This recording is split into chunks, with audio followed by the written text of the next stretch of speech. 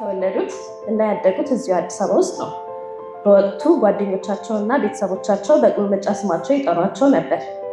ሲያድጉ እንደ ሌሎች ልጆች ድምፃቸውን ከፍ አድርገው የሚጮሁ ሳይሆኑ በተረጋጋ በብልህነት ነገሮችን የሚያስተውሉ ልጅ ነበሩ። ማን ይመስላችኋል? ታሪኩን ልቀጥል? እሺ፣ እኚህ ሐኪም ማን ናቸው? ዶክተር ማቴዎስ እባክዎትን ወደ ነበር።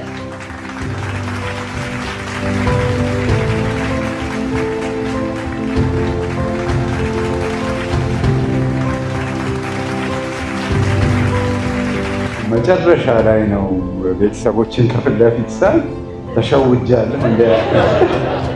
እውነት ለመናገር በዚህ ደረጃ ስላከበራችሁኝ በጣም አመሰግናለሁ።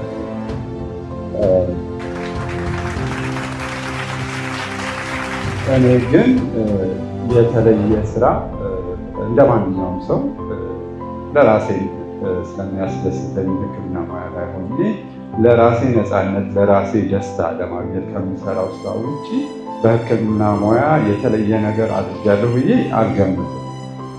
ዞሮ ዞሮ ግን በእናንተ አይን በዛ ደረጃ ከታየ እውነት ለመናገር በጣም ደስ ይለኛል። ወደፊት ቢሆን በዚሁ በቅንነት ለማገልገል ቤተሰቡን ላንቴትን ሁሉንም ቃል እገባለሁ።